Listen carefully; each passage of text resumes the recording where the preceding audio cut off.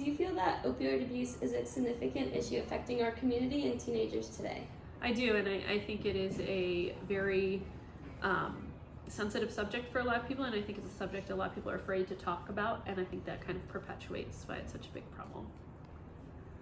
Have you seen any instances of opioid abuse occurring around you? Yeah, so approximately 3 years ago, someone I call my younger sister called my younger sister, just because our families were so close. You know, when you have that close set of family friends that are like family.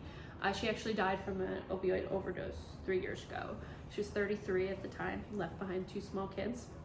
Her addiction journey started after she had a C-section for her second child and was overprescribed opioid medication, and that eventually turned into an opioid addiction for her. And then, unfortunately, despite multiple rounds of rehab, an eventual overdose, fatal overdose. What do you think should be done to mitigate this issue?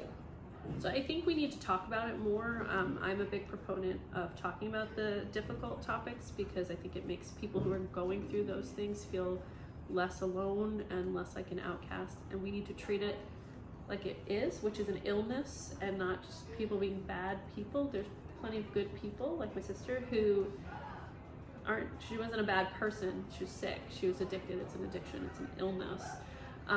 So I think it's important to get them the help they need instead of being punitive and sending them to jail for possession and things like that. I think the focus really needs to be on rehabilitation as opposed to punishment. Is there anything you think teenagers should know about opioid abuse?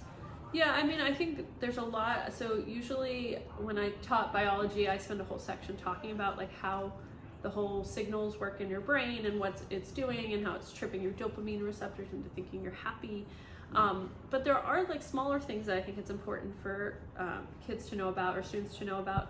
Things like Narcan is used to reverse an opioid overdose, but Narcan's also a standing prescription in every pharmacy. Anybody can walk into a pharmacy and say, I would like a prescription for Narcan, and they can get it. And that's what I did with my sister. I had Narcan on me at all times in case. I unfortunately wasn't there when she fatally overdosed, but I had it. The other thing is something called the Good Samaritan law that I think a lot of young people need to know about. Sometimes when people are overdosing, younger people are afraid to call the police, call for help, because they think they are going to get in trouble for maybe doing the same things the other person was doing, or maybe just being around it. But there are laws that protect you. If you're trying to save someone else's life, you cannot be arrested for doing the same things or being around those things. And I think that's important for young people to know, so they're never afraid to call for help.